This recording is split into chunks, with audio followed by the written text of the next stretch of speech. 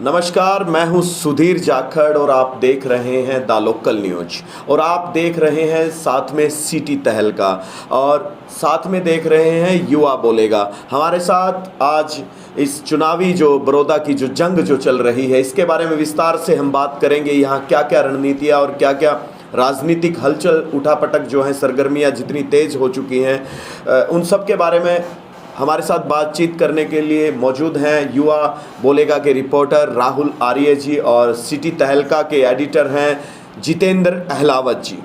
तो हम तमाम दर्शकों को बताना चाहते हैं कि बड़ौदा उपचुनाव की हर पल की जो अपडेट है और क्या क्या राजनीति के समीकरण और क्या क्या जो हैं यहाँ से चुनाव परिणाम किस तरीके से प्रभावित होने वाला है या फिर किस दौर में पहुंच चुके हैं, वो तमाम बातों के लिए हम डिस्कस करेंगे। राहुल आर्य जी से मैं पूछना चाहूँगा कि आप बड़ौदा उपचुनाव को किस नज़रिए से आप देख रहे हैं और क्या लग रहा है आपको कि बड़ौदा का क्या परिणाम और क्या भूमिका जो है रहने वाली है जी प्रदेश की राजनीति में। देखिए सुधीर जी, बड़ौदा उपचुनाव के अंदर 3 तारीख के अंदर कुछ घंटों का समय बाकी रह गया है और जो राजनीति टेबल के नीचे से होती है, जो राजनीति जिसको असली जोड़ तोड़ की राजनीति कहा जाता है, उसका समय अब आ चुका है। जो बड़ी बड़ी गाड़ियां हैं या जो बड़े बड़े नेता हैं वो अब रात को 2 दिन से सोएंगे नहीं, वो जोड़ तोड़ की राजनीति करेंगे। जहाँ तक जनता की बात है, जनता का जो मूड है वो लगता है कहीं ना कहीं यहाँ पर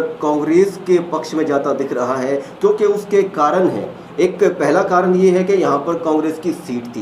दूसरा कारण, एक बड़ा कारण ये है कि जो बीजेपी है वो जो शहरी इलाका होता है उसके अंदर मजबूत रहती है, मगर यहाँ पर कोई शहरी इलाका नहीं है, कोई कस्बा नहीं है। यहाँ पर जो इलाका है वो देहात का इलाका है और देहात के इलाके के अंदर यहाँ पर लग रहा है कि कांग्रेस जो है वो मजबूत है बजाय बीजेपी के। तो लग रहा है कि ये जो उपचुनाव की जहाँ तक बात है तो उसमें मैं निजी तौर से ये कह सकता हूँ कि कांग्रेस का फिलहाल जो है वो पलड़ा भारी है। जितेंद्र अहलावत जी हैं, सिटी तहलका के आप एडिटर हैं और पिछले कई दिनों से जो हैं आप बड़ौदा में घूम रहे हैं। आपको ओवरऑल स्थिति क्या नज़र आ रही है? किस तरीके से आप इस चुनाव के बारे में आपके दर्शकों को जो है बताना चाहेंगे? देखिए सुधीर जी, सबसे पहले बात करूं तो हम गांव-गांव भी जा रहे हैं, तमाम गांव का हमने दौरा भी किया। आप भी व्यक्तिगत तौर पर विश्लेषण के तौर पर आप सर्वे भी कर रहे हैं। लेकिन हाल की यदि बात करें, राहुल आर्य जी अभी मेरे से पहले बता रहे थे कि जो ग्रामीण क्षेत्र है वो कहीं ना कहीं जो है बीजेपी की उसमें पकड़ नहीं हो पाई है और दूसरी तरफ जो है हुड्डा की यहाँ पर जो है सीट लगातार आने के बावजूद उसकी वर्चस्व की भी लड़ाई है। लेकिन बात करें इंदुराज नरवाल जो मैदान में उतारे हैं कांग्रेस ने, तो उस पर 2 चीज़ें स्पष्ट हो जाती हैं कि यहाँ पर कहीं ना कहीं जो हुड्डा है वो किसी और के लिए यहाँ पर जो है टिकट के लिए यहाँ जो है बातचीत पैरवी कर रहे थे। लेकिन यहाँ पर एक चाल खेली गई जो दूसरे गुट हैं, जहाँ एक तरफा ये कहा जाता था कि हरियाणा में गुटों में बटी है कांग्रेस, उसका यहाँ पर जो है दूसरे पक्ष को यहाँ पर लाभ मिला था। इसलिए इंदुराज, ये कड़वी सच्चाई है जो विश्लेषक भी बताते हैं, क्योंकि जो है डॉक्टर कपूर नरवाल की यहाँ पर पैरवी की जा रही थी। उसके बाद जो चुनाव में मोड़ आया, इसका बीजेपी कहीं ना कहीं हथियार मान के चल रही है कि ऐसे कैंडिडेट को उतारा है। कहीं ना कहीं जो है इनेलो है वो भी इस बात को ये कहती नज़र आ रही है कि ये ए और बी टीम, जहाँ कांग्रेस और बीजेपी मिलकर चुनाव लड़ रही है। लेकिन ऐसा नहीं है, कांग्रेस यहाँ पर खेल जो है खेला जा रहा है। कम शब्दों में कहूँ तो यदि कोई जीत होती है तो कांग्रेस इसे अपनी तरफ कैश करना चाहती है बजाय हुड्डा की। लेकिन हुड्डा अपनी वर्चस्व की लड़ाई को देखते हुए यहाँ पर चुनाव मैदान में उतरे हैं। तो ऐसे में जो है जनता का भी यही कहना है कि जहाँ एक तरफा योगेश्वर दत्त जो बीजेपी के कैंडिडेट है और दूसरी तरफ इंदुराज भालू हैं, वो कांग्रेस के कैंडिडेट के होने की बजाय जो है बीजेपी वर्सेस हुड्डा का यहाँ पर जो है मुकाबला देखने को मिल रहा है। ये जनता बोल रही है, ऐसा मेरा जो है विचार है, गांव-गांव से जो आवाज़ सामने आ रही है। जी देखिए जितेंद्र, इस बात में कोई दो राय नहीं है कि ये आपने बताया कि बीजेपी वर्सेस हुड्डा ये चुनाव है, जबकि ये चुनाव जो है बीजेपी से भी ज़्यादा खट्टर सरकार वर्सेस हुड्डा है। और ऐसे में हुड्डा का यहाँ क्षेत्र में जो साथ लगते की वजह से जो है प्रभाव भी रहा और पहले पुराना रोहतक के क्षेत्र में बड़ौदा हल्का जो है आता था। मैं राहुल आर्य जी से जानना चाहूँगा कि आज जैसे जो समीकरण जो आपके हिसाब से जो कांग्रेस के पक्ष में जा रहे हैं, इसमें बीजेपी कहाँ किस वजह से जो है कमज़ोर होती दिखाई दे रही है कि जिससे आपको ये लगा कि कांग्रेस के प्रति जो है लोगों का रुझान या इंदुराज या हुड्डा की वजह से कहें कांग्रेस के पक्ष में मतदाता जो है ज़्यादा दिख रहा है? पहले मैं जैसा कि अहलावत जी ने बताया कि जो कांग्रेस की टिकट थी जी, उसके अंदर ये बात भी चर्चा चली कि भूपेंद्र सिंह हुड्डा किसी और को टिकट दिलवाना चाहते थे। जो ये भालू जो नरवाल हैं, इंदुराज नरवाल जिनका पूरा नाम बनता है, उनको टिकट नहीं दिलवाना चाहते थे। मगर जब उनको टिकट मिल ही गई तो कांग्रेस ने उसको भुनाने की कोशिश की है, और वो भुनाने का तरीका उनका ये बनाया कि हमने जो टिकट है वो एक साधारण से कार्यकर्ता को दी है, हमने किसान परिवार से टिकट दी है, हमने किसी पैसे वाले को टिकट नहीं दी। मतलब उसकी जो साधारण उसका परिवार है या उसके पास जो कैंडिडेट के पास पैसा कम है, गरीब परिवार से है, साधारण परिवार से है, तो कांग्रेस ने टिकट बेशक से किसी और को दिलाना चाहते हैं भूपेंद्र सिंह हुड्डा, मगर अब उन्होंने उस चीज़ को बनाने की कोशिश की है कि हमारा जो कैंडिडेट है बहुत साधारण है। और कांग्रेस के अंदर ये भी चर्चा उनकी तरफ से ये भी मुद्दा बनाया जा रहा है कि कांग्रेस की जो टिकट है वो किसी आम कार्यकर्ता को भी मिल सकती है, मगर जो बीजेपी की टिकट है वो पैसे वाले को मिलेगी, बड़ी सेलिब्रिटी को मिलेगी, जिसका फेस बड़ा है उसको टिकट मिलेगी। और कहीं ना कहीं ये मैसेज देने की कोशिश की गई है, और कहीं ना कहीं कांग्रेस जो है इस मैसेज को, इस संदेश को देने में सफल भी रही है कि जो कांग्रेस की टिकट है वो किसी आम आदमी को या किसी आम कार्यकर्ता को भी मिल सकती है। दूसरी बात, चलिए सवाल करिए, कोई नहीं। राहुल आर्य जी, आपने जिक्र किया सेलिब्रिटीज़ का। आजकल जो क्या है कि पहले तो कुछ एक दो पार्टी ही ऐसी होती थी कि जो सेलिब्रिटीज़ को टिकट देकर चुनावी मैदान में उतारती थी। अब हरियाणा में भी हम देख रहे हैं कि जो सेलिब्रिटीज़ हैं, चाहे वो खिलाड़ी हैं, वो खेल के मैदान में अच्छे साबित हो सकते हैं, ज़रूरी तो नहीं वो राजनीति में साबित हों।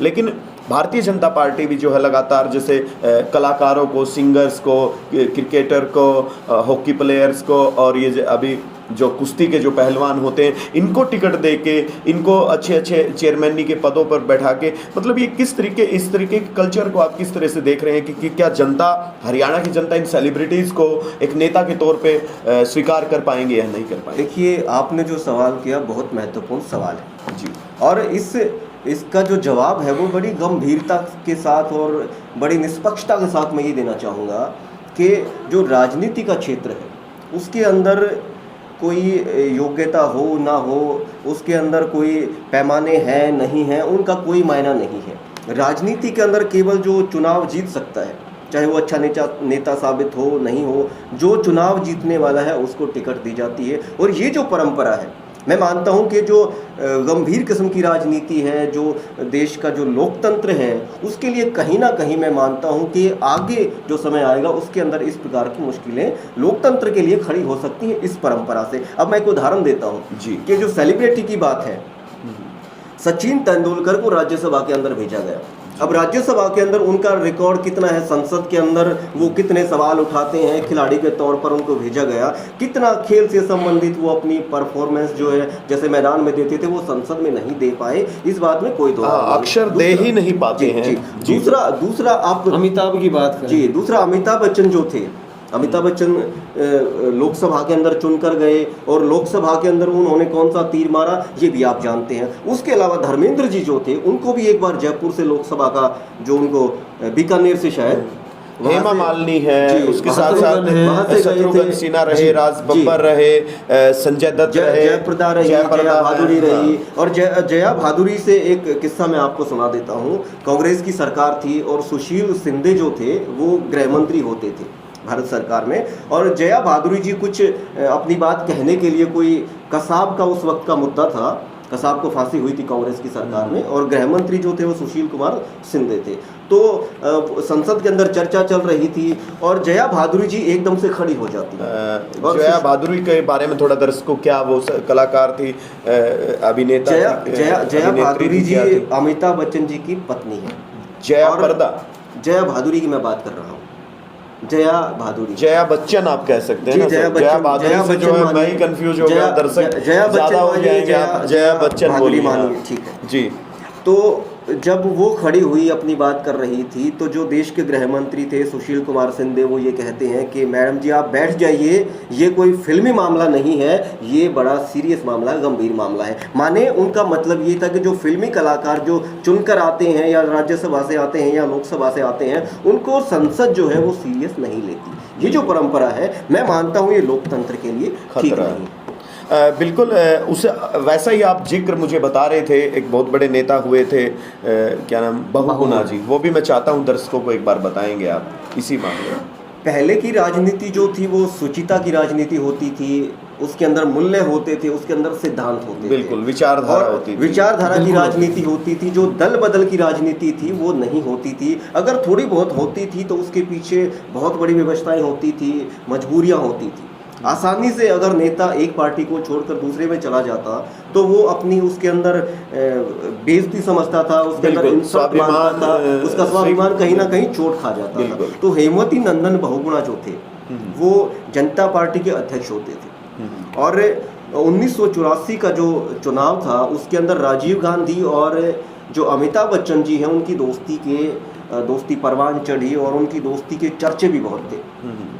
तो राजीव गांधी जी ने कांग्रेस की टिकट इलाहाबाद से अमिताभ बच्चन को थमा दी, और अमिताभ बच्चन ने चुनाव लड़ना शुरू किया। वो एक फिल्मी कलाकार थे, लोग उनका चेहरा देखना चाहते थे, और भारत के अंदर जो फिल्मी सितारे होते हैं, सितारे हालांकि उनको कहा जाता है, जो फिल्मी सितारे होते हैं उनके लिए वैसे ही भीड़ लग जाती है। तो खुदा ना खास्ता अमिताभ बच्चन जी ने हेमवती नंदन बहुगुणा को बहुत सारी वोटों से हरा दिया। जब हेमवती नंदन बहुगुणा अमिताभ बच्चन जी से चुनाव हार गए तो उनका स्वाभिमान कहीं ना कहीं चोट खा गया जी, और उन्होंने राजनीति छोड़ने की घोषणा कर दी, और घोषणा भी इस बात के साथ की कि अब राजनीति करने का फायदा क्या रहा, जब मेरे जैसा नेता और एक फिल्मी कलाकार, उन्होंने शब्दों का प्रयोग किया, नाचने वाले ने जब उनको चुनाव हरा दिया, जिनका राजनीति से कोई संबंध नहीं है, वो केवल फिल्मी दुनिया के सितारे हैं, फिल्मी दुनिया के कलाकार हैं, केवल नाचने वाले हैं, उन्होंने चुनाव हरा दिया, तो फिर राजनीति क्या करूँगा। इस प्रकार की जो स्वाभिमान की राजनीति, सिद्धांतों की राजनीति होती थी। देखिए दर्शकों, कितना अच्छा जो है राहुल आर्य जी ने बताया। अब हम जानेंगे, क्योंकि हर जगह जो है कुछ प्रभावित वोट होती हैं, उनके बारे में हम जानेंगे जितेंद्र अहलावत जी से कि वो उनको जो ये प्रभाव, जो हवा की लहर में जो घूमने वाली वोट है, वो किस पक्ष में जो है जाती दिखाई दे रही हैं। निष्पक्षता के साथ वो आप लोगों को जो है बताएंगे। बिल्कुल, देखिए सुधीर जी, जैसा कि राहुल आर्य जी ने बताया, थोड़ा सा मैं वहाँ लेकर के जाता हूँ, फिर बड़ौदा उपचुनाव पर लौटते हैं। जैसे कि आपने नेता की बताई और फिल्म स्टार का जो आकलन यहाँ पर बताया दर्शकों को, ऐसा ही आज की राजनीति की यदि बात की जाए तो अक्सर हम देखते हैं जो मूल्यों की राजनीति है। ये भी कहा जाता था कि विधायक बन सकता है, कोई एमपी बन सकता है, कोई लीडर जो है वो लीडर की अपनी क्वालिटी होती, भले ही वो ना बने, राजनेताओं की अपने अर्थ हैं, और जो है विधायक बन सकता है, वो जनता के लिए आगे क्या करेंगे, विधानसभा में बोलेंगे नहीं बोलेंगे। और उसका ताज़ा उदाहरण आप बड़ौदा उपचुनाव से लगा सकते हैं, जहां आप इंदुराज भालू की यदि बात की जाए, उनका जो बोलने का तरीका है, क्या वो बोल पाएंगे, वो आमतौर पर सब जानते हैं। दूसरी वहीं मुख्य जो कि गठबंधन की सरकार ने जो अपना योगेश्वर दत्त को, अंतर्राष्ट्रीय पहलवान को जो है मैदान में उतारा है, वो किस तरह से बोल पाएंगे नहीं बोल पाएंगे। तमाम लोगों ने उनका इंटरव्यू भी लिया, और उनका जो बोलने का लहजा है वो क्या बोल पाएंगे नहीं बोल पाएंगे, ये फिलहाल मूल्य नहीं रखता। यही बात यही रोकना चाहूँगा। आपने कहा कि ये विधानसभा में बोल पाएंगे नहीं बोल पाएंगे। एक्चुअली जो मेरा मानना है, बोलने में इतना खास जो है योगेश्वर दत्त भी नहीं बोल पाते हैं, इंदुराज भालू भी नहीं बोल पाते हैं, और इनेलो के जो है जोगेंद्र मलिक, वो भी बोलने में जो है समर्थ दिखाई देते हैं। वहीं इन तीनों से अलग, देखिए इन तीनों से अलग राजकुमार सैनी है। वो इतना बोलते हैं कि जहर उगलते कहेंगे तो भी कोई अतिशयोक्ति नहीं है। वो इतना अमर्यादित बोलते हैं कि इन सब के मुकाबले में अकेले जो है ज़्यादा बोलते हैं। हाँ, ऐसे में इसके बारे में बताना चाहता हूँ। देखिए, कुछ सिद्धांतिक बातें होती हैं, कुछ राजनीतिक बातें होती हैं, कोई अपने वर्ग को अपनी वोट जुटाने के लिए इस तरह से करते हैं। ये राजनीति की परंपरा रही है और इस परंपरा के तहत किस तरह से अपने आप को स्टैब्लिश करना है, ये एक कहीं ना कहीं जो है चुनाव में अक्सर देखा जाता है। और यही कारण है कि राजनीति आज भले ही वो आपने जो कहा कि उस तरह की बातें सामने करते हैं, एक पीछे भी बात की थी PIP 35(1), इस तरह की जो बातें सामने आई थी, बोलने की बात थी, अभी वो काफी लंबा हो जाएगा दर्शकों के लिए। तो वही बात पक्ष जो है कहाँ जाता तो दिखाई दे रहा है। अब साथ में आ जाता हूँ कि जो हवाई आपको मैं 2 क्वेश्चन देता हूँ जितेंद्र जी। बीजेपी हारेगी तो किन वजह से हारेगी, और कांग्रेस अगर हारेगी तो किन वजह से हारेगी? किसी एक का उत्तर आप दे सकते हैं। जी देखिए, बीजेपी का जो यदि मान लो हारेगी नहीं हारेगी तो 3 तारीख को जो है मतदाता तय करेंगे। जो हमारा आकलन है, विश्लेषण के हिसाब से हम जानते हैं, तो हारने का जो आज सबसे बड़ा जो है ग्रामीण हल्का है, पिछड़ा हल्का है और कृषि पे टिका हुआ है। जो कृषि कानून जो सरकार लेकर के आई है, उसका इससे कई महीने पहले से लगातार विरोध चल रहा है और इसी का कारण है, हम गांव-गांव जाते हैं तो लोग आमतौर पर जो किसान वर्ग है, वो किसी भी जाति से हो सकता है, किसी वर्ग से हो सकता है, उसमें कहीं ना कहीं ज़्यादा काफ़ी रोष देखने को मिल रहा है। और ये एक मुख्य यहाँ पर भूमिका रहने वाली है।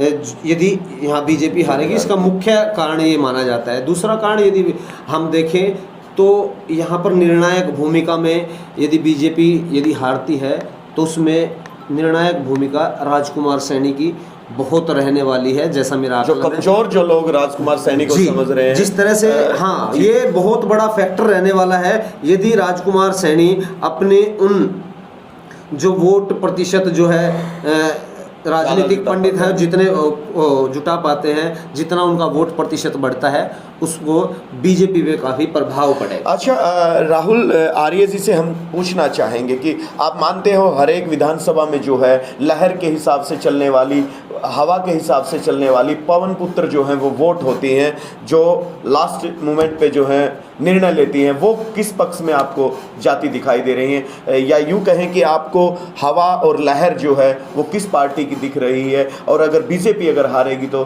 किन वजह से जो है बीजेपी आपके हिसाब से हार रही है? अमिताभ बच्चन जी का हम जिक्र कर रहे थे, उसके अंदर एक बात जो है वो छूट गई थी, मैं उसको पूरा करके फिर आपका सवाल लेता हूँ जी। उस वक्त जो है नारा दिया गया था कि दम नहीं है पंजे में, लंबू फंसा शिकंजे में, क्योंकि अमिताभ बच्चन जी को लंबू कहते थे। खैर, अब आपका सवाल लेता हूँ। आप कह रहे हैं कि बीजेपी किन वजहों से हारेगी। देखिए, बीजेपी की हारने की सबसे बड़ी वजह एक है कि जो बीजेपी के नेता हैं उनकी लोकप्रियता नहीं है। और लोकप्रियता के कारण कुछ भी हो सकते हैं, मैं उनकी यहाँ पर चर्चा नहीं करूँगा। एक तो लोकप्रियता नहीं है, दूसरा क्या है कि जो सीएम साहब हैं उनका जो हल्का है वो करनाल से आते हैं। वो यहाँ पर ये नहीं कह सकते कि चौधर का नारा है या भाई मैं यहाँ की चौधर समझिए या चौधर का मामला जो है। हालांकि भूपेंद्र जन्म स्थान जो है गृह क्षेत्र तो रोहतक ही है, वहाँ तो उनका जन्म स्थान भी नहीं हो, तो अब कर्म क्षेत्र जो है हो गया है। जी बताइए, कंटिन्यू। लोगों के अंदर ये धारणा भी है कि उनका जन्म स्थान बेशक रोहतक के अंदर है, कलानौर के हल्के के अंदर, लेकिन लीडर के हिसाब से जनता में वो अपनी स्थापित नहीं कर पाए। बिल्कुल बिल्कुल, एक राजनेता के तौर पर उनका जो राजनीतिक जीवन है वो बहुत कम है, क्योंकि जो वो पहली बार तो वो विधानसभा के अंदर गए थे 2014 के अंदर, और उसी वक्त उनको मुख्यमंत्री भी बना दिया गया। तो एक तो उनका लंबा जो है राजनीतिक जीवन नहीं है, लोगों के अंदर इसलिए लोकप्रिय नहीं है। दूसरा, जो बीजेपी पर छाप लगती है कि ये शहरी पार्टी है, तो गांव के अंदर उसकी लोकप्रियता की भी ये एक वजह आ जाती है कि मुख्यमंत्री जी लोकप्रिय नहीं है। दूसरा, भूपेंद्र सिंह हुड्डा जो है उनका एक तो हल्का कलोई है, और कलोई हल्का जो है बड़ौदे हल्के से सटा हुआ है, टच है, सबकी आपस के अंदर रिश्तेदारियां होती हैं। दूसरा, भूपेंद्र सिंह हुड्डा ने अपने आप को यहाँ पर स्थापित कर रखा है कि जो पुराना रोहतक है, आप रोहतक लगाइए, सोनीपत लगाइए और झज्जर लगाइए, तो यहाँ पर लोगों के अंदर एक धारणा उभारी गई है, या वो धारणा लोगों के अंदर पहले से बनी है, लोगों की तरफ से बनी है, या राजनीतिक फायदे के लिए बनाई गई है कि यहाँ पर भूपेंद्र सिंह हुड्डा की चौधर की बात है। लोग यहाँ तक कहते हैं कि अगर भूपेंद्र सिंह हुड्डा को ये चुनाव हरा दिया गया लोग ये नहीं कहते कि इंदु नरवाल को चुनाव हरा दिया गया। जी, इंदु नरवाल का नाम जो है गायब है, कहीं ना कहीं सीधा हुड्डा, किसको वोट देंगे हुड्डा, किसको वोट देंगे हुड्डा। वो ये नहीं कहते कि बालू तो चलो मजाक में लहजे में कह देते हैं, हाइड फेस कर दिया गया। मैं उसी बात पे मैं आ रहा हूँ कि यहाँ पर भूपेंद्र सिंह हुड्डा की ओर से, उनके समर्थकों की ओर से ये कहा जा रहा है कि ये भूपेंद्र सिंह हुड्डा के अस्तित्व का सवाल है।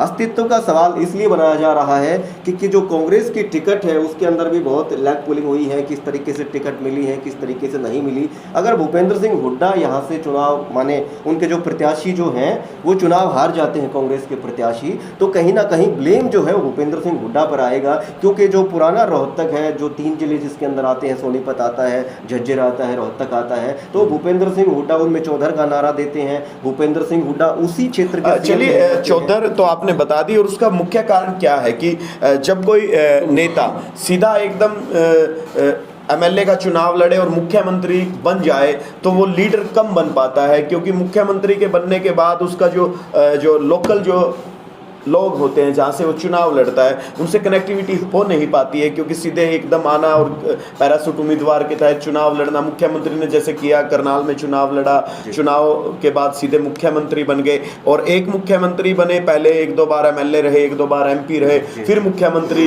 बने, तो वो कहीं ना कहीं लीडर के रूप में स्थापित कर पाता है। हम जितेंद्र जी से जानना चाहेंगे कि जब भारतीय जनता पार्टी जो विस्तार की फौज इनके पास है, जो बूथ प्रबंधन इनका है, चुनाव की जो मैनेजर्स इनके हैं, क्योंकि मैनेजर के भरोसे जो है चुनाव बीजेपी लड़ती है, इनकी मैनेजमेंट जो कहें, और गांव के सरपंचों पे भी अगर प्रभाव वो डालें, और शक्ति केंद्र, बूथ प्रमुख, और पार्टी की जितनी भी पूरी पार्टी है वो बड़ौदा के हर गांव में जो है घुसी पड़ी है, कि गांव में बड़े बड़े लीडर हैं, मंत्री हैं, वो सब एमपी एमएलए जो जातीय समीकरणों के हिसाब से जिस जाति की वोट है उसी जाति के नेता जो है बीजेपी गांव में जो है लेके आ रही है। ऐसे में क्या ओवरऑल आपके हिसाब से चुनाव किस दिशा में, किस पार्टी के पक्ष में आपको ज़्यादा दिखाई दे रहा है? जी देखिए, हाल ही में अभी दीपेंद्र हुड्डा का बयान आया था, राज्यसभा सांसद हैं, कि यहाँ पर सरकारी मशीनरी का भी दुरुपयोग हो सकता है। सवाल आपका बहुत अच्छा और अहम है। तो उसी बात को लेकर के आपने बताया कि मैनेजमेंट की बात है। मैनेजमेंट की यदि बात करें सुधीर जी, तो मैनेजमेंट के चलते ही भाजपा आज जो है सबसे बड़ी पार्टी बनी है, और हाईटेक मैनेजमेंट है। जैसे कि अब कुछ देर पहले हम लाइव भी आए थे, तमाम जगह जो है कार्यालय में गए थे, तो उन कार्यालय की मैनेजमेंट, वही मैं पूछ रहा हूँ, मैनेजमेंट गाँव में कितना, मैं बताता हूँ, सर उसी पे आ रहा हूँ। क्योंकि मोदी की लहर में जो है बीजेपी हाल ही में जाती है, लेकिन अपने कार्यों की वजह से खुद बीजेपी ने कोई लीडर जो है वो डेवलप नहीं किए हैं, और ऐसे में जी सुधीर जी मैं वहीं आ रहा हूँ कि आज जो चुनाव जो है श्री कृष्ण हुड्डा के जो है स्वर्गवास के बाद, जो चुनाव के बाद उपचुनाव की जो सरगर्मियां तेज हुई थी, तो बीजेपी सबसे पहले यहाँ पर जो है होल्ड जमाया था। उसके बाद विस्तारकों की गांव-गांव में ड्यूटी लगाई गई थी। मैं वो सब मैंने बता दिया है कि क्या है, वो लोगों को पता है।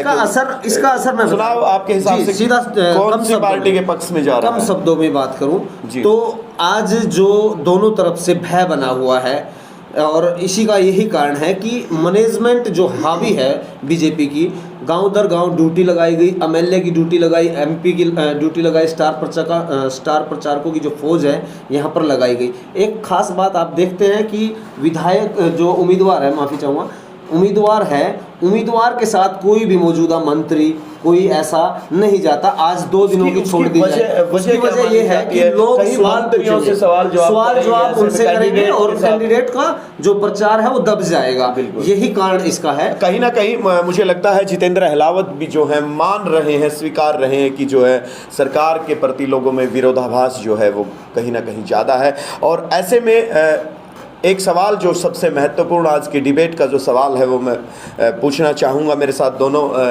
राहुल आर्य जी हैं, जितेंद्र अहलावत जी हैं, दोनों से मैं बारी बारी पूछना चाहूँगा कि आज के टाइम जो प्रिंट मीडिया और इलेक्ट्रॉनिक मीडिया को जो है वो लोग कम देख पाते हैं, ऐसे में जो सोशल मीडिया है और जो ताज़ी खबरें जो दिखाते हैं, ऐसे में लोगों का विश्वास जो है वो सोशल मीडिया पे जो ज़्यादा बन चुका है, ऐसे में इस इलेक्शन से संबंधित जो अलग अलग सोशल मीडियाज़ के जो चैनल दिखा रहे हैं उनकी रिपोर्टिंग को कितनी निष्पक्षता और कितने पूर्वाग्रह से ग्रसित किस तरीके से देखते हैं आप? क्या वो निष्पक्षता के साथ लोगों को रिपोर्ट दिखा रहे हैं या फिर कहीं ना कहीं किसी पार्टी से या किसी स्वार्थ से या किसी पूर्वाग्रह से ग्रसित जो है वो दिखा रहे हैं? जी शॉर्ट में चाहेंगे सर। बिल्कुल, देखिए सबका अपना अपना विश्लेषण है, किसी तरह से कोई ग्राउंड पे है, कोई आप और हमारे जैसे लोगों से पूछ करके जो है रिपोर्ट तैयार करता है। सबका अपना अपना व्यक्तिगत और जो है अलग विश्लेषण हो सकता है, सबकी अपनी सोच हो सकती है, राय हो सकती है।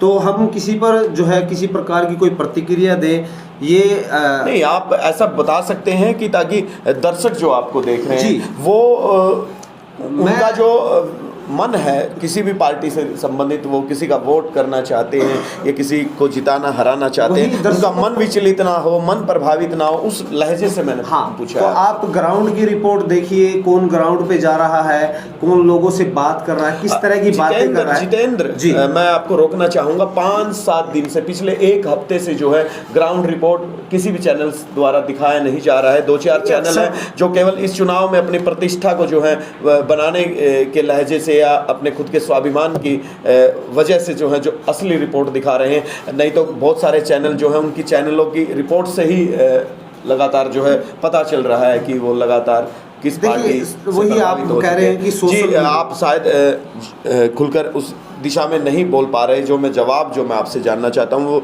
वही सवाल में जो है राहुल आर्य जी को ट्रांसफर करता हूँ। जी, मैं बहुत कम शब्दों में अपनी बात कहूँगा और जैसा आप सुनना चाहते हैं, उम्मीद है जो मेरा जवाब है वो आपको पसंद आएगा, आपकी संतुष्टि उससे हो जाएगी। सर, दर्शकों की संतुष्टि होनी जरूरी है। देखिए, सबसे पहले सोशल मीडिया की जहाँ तक बात है, सोशल मीडिया जो है वो एक जो लोग हैं उनके जीवन का एक हिस्सा बनकर उभरा है। बिल्कुल, फ़ोन सबके पास होता है, फ़ोन के बगैर किसी का दिल नहीं लगता और फ़ोन के अंदर ये सारी चीज़ें, न्यूज़ भी आप देख सकते हैं, फिल्में आप देख सकते हैं, कॉमेडी सीन जो भी कुछ है, सीरियल आप देख सकते हैं, सब कुछ आप देख सकते हैं। तो क्या है कि लोगों को जितनी सुविधाएं मिलेंगी वो उन सुविधाओं के उतने ही आदी होंगे, इसके अंदर भी कोई डाउट की बात नहीं है। सबके पास फ़ोन है तो लोग चाहते हैं कि हम अखबार पढ़ने के बजाय, हम टीवी ऑन करने के बजाय और सारी जो चीज़ है हमारी जेब में फ़ोन है निकालें, उसी से हम अखबार पढ़ लें, उसी से हम न्यूज़ बिल्कुल खबरों के लिए जो है दर्शकों को आज के वक्त जो है तो बहुत सुबह का इंतजार नहीं करना। सोशल मीडिया जो है वो बहुत महत्वपूर्ण भूमिका निभा रही है। अब जो दूसरा पक्ष आपने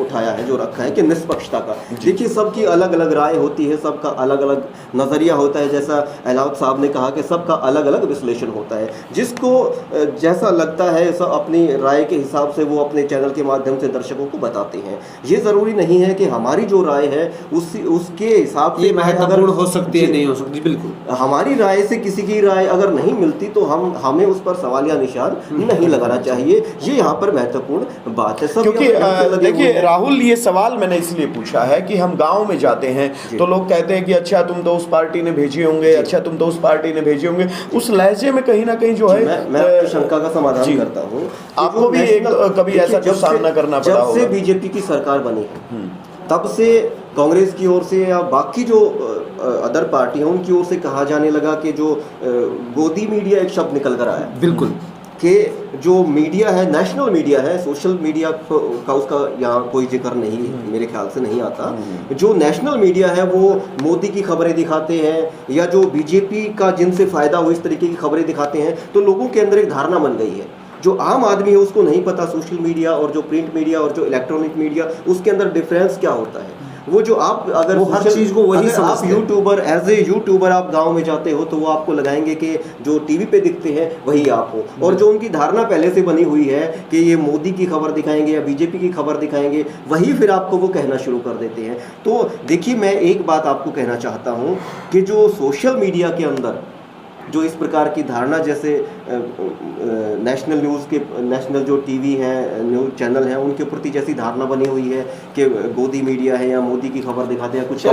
चलिए सर, मैं फिलहाल की बात से मैं बड़ौदा उपचुनाव की हम बात कर रहे हैं, हमें भी राष्ट्रीय मसले पे नहीं है। बड़ौदा का उपचुनाव राहुल आर्य जी ने बताया है कि वो कहीं ना कहीं जो है कांग्रेस के पक्ष में जाता दिखाई दे रहा है। वहीं जितेंद्र अहलावत जी सिटी तहलका, इन्होंने कहा कि अभी असमंजस की स्थिति में खुद हैं कि अभी चुनाव को जो है कल शायद कल और चुनाव को बारीकी से समझेंगे और अपने दर्शकों को बताएंगे। और हमारा भी ये मानना है कि कहीं ना कहीं बहुत अच्छे मार्जिन से, क्योंकि आज जिस तरीके से भूपेंद्र सिंह हुड्डा ने पत्रकारों से बातचीत की, कहीं ना कहीं वो काफ़ी खुश जो हैं दिखाई दिए हैं अपने प्रचार से। और हमें भी द लोकल न्यूज़ भी ये मान के चल रही है कि यहाँ से जो है इंदुराज भालू विधानसभा पहुँच रहा है। तमाम खबरों के लिए बने रहे युवा बोलेगा के साथ, सिटी तहलका के साथ और आपके द लोकल न्यूज़ के साथ। धन्यवाद।